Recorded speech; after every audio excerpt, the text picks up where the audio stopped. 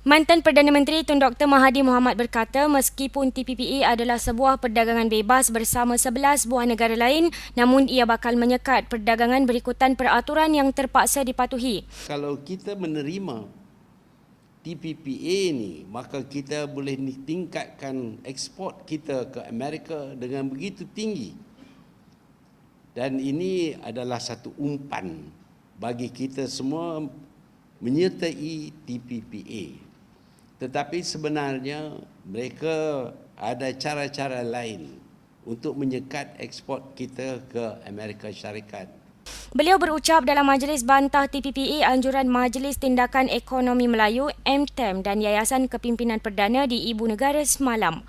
Jelasnya lagi, Malaysia bakal berhadapan dengan risiko seperti yang berlaku di Ecuador di mana negara tersebut telah disaman syarikat minyak Amerika sebanyak 2.3 bilion ringgit kerana tidak mematuhi peraturan di dalam perjanjian FTA. Begitu juga dengan Indonesia turut mengalami kerugian berikutan saman yang dikenakan sebanyak 2 bilion ringgit. Kita mungkin menjadi bankrupt. Dengan itu mereka ingin menguasai ekonomi kita melalui IMF apabila kita pinjam wang daripada IMF untuk bayar hutang kita. Tetapi kita tidak memilih jalan itu seperti yang dipilih oleh jiran-jiran kita. Sebaliknya kita menentukan cara kita tersendiri. Walau bagaimanapun, Menteri Perdagangan Antarabangsa dan Industri Datuk Mustafa Mohamed berkata pihaknya menerima pandangan orang ramai termasuk pandangan Tun Mahathir secara terbuka. Pandangan daripada yang berbagai Tun dan pihak lain kita lalukan dan kita akan terus adakan perbincangan untuk pastikan bahawa pendirian kerajaan adalah selari dengan kepentingan negara kita Malaysia. Apapun yang kita lakukan adalah berdasarkan kepada kepentingan negara. Kalau sesuatu itu tidak secocok, tidak selari ataupun tidak selaras kepentingan negara, sudah pasti kita tidak akan tanda tangan perjanjian. Jadi itu pendirian kita, apapun ia hendaklah selari dengan kepentingan negara. Jadi kita lalukan pandangan semua pihak. Jelasnya lagi, beliau akan menunggu beberapa pegawai kembali dari Brunei dan akan mengadakan pertemuan bagi mendengar pandangan berhubung isu tersebut. Dan kita akan terus adakan engagement, termasuklah dengan ahli parlimen melalui caucus parlimen. Parlimen sedang menubuhkan satu caucus terdiri daripada ahli-ahli BN dan juga pembangkang.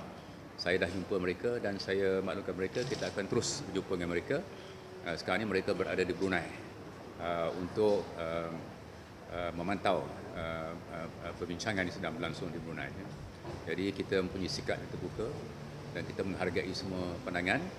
Dan saya nak maklumkan juga bahawa pendirian kerajaan dalam hal-hal tertentu tak ada beza dengan pendirian Tun dan juga pendirian beberapa pihak lain di Malaysia. Sebelum ini, Malaysia telah membangun dengan peningkatan ekonomi sebanyak 1 trilion ringgit tanpa menandatangani mana-mana perjanjian. Selaras perihal tersebut, Tun Mahathir memperlihat Malaysia antara negara kecil yang maju di dunia dalam aspek perdagangan berbanding dengan negara lain yang mempunyai kapasiti jumlah penduduk yang ramai seperti di Amerika Syarikat. Bagi saya, tolak TPPA sama sekali. Tak perlu. Saya kata tak.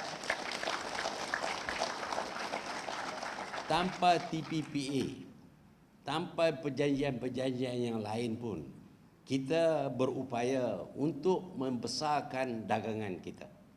Hari ini sudah hampir sampai kepada 1 trilion ringgit. Ini diusahakan oleh kita tanpa kita bergantung kepada perjanjian-perjanjian. Sebenarnya perjanjian-perjanjian kita kerap kali merugikan kita. Dalam pada itu, Tun Mahathir turut menegaskan kerajaan perlu mengkaji dengan lebih mendalam sebelum membuat keputusan berhubung isu TPPA. Malah ia tidak seharusnya disembunyikan daripada banyak pihak dan perlu dibahaskan di dalam parlimen. They should do a proper study and we should be very open. Janganlah buat secara sembunyi. Kerana ini kesannya akan dirasai oleh semua rakyat di Malaysia. Umpamanya kalau harga ubat naik, kita akan hadapi masalah. Sebab itu segala perbincangan mestilah secara terbuka dan satu kajian yang mendalam berkenaan dengan cost benefit ataupun berkenaan dengan untung rugi mestilah dibuat dan dinyatakan kepada rakyat dan pendirian kerajaan sama ada akan terus tanda tangan ataupun tidak. Terdahulu, Amerika Syarikat gagal menembusi pasaran Malaysia melalui beberapa cara seperti FTA, Perjanjian mengenai tarif dan perdagangan GATT, globalisasi dunia tanpa sempadan, Pertubuhan Perdagangan Dunia WTO dan Kerjasama Ekonomi Asia Pasifik APEC. Kali ini mereka tampil dengan Perjanjian Perdagangan Bebas Trans-Pasifik TPP yang mengandungi 29 bab. Setakat ini, rundingan masih dijalankan di Brunei bersama 11 buah negara yang lain. Kabinet turut bersetuju dengan dua lagi analisis kos faedah, cost benefit analysis atau CBA yang menumpukan kepada perusahaan kecil dan sederhana, komuniti usahawan Bumiputra serta analisis komprehensif berkenaan kepentingan negara melibatkan keseluruhan bab-bab yang dirundingkan. Kesemuanya masih lagi berada di peringkat perbincangan dan mengambil masa sehingga 3 bulan paling maksimum untuk memperoleh dapatan kajian.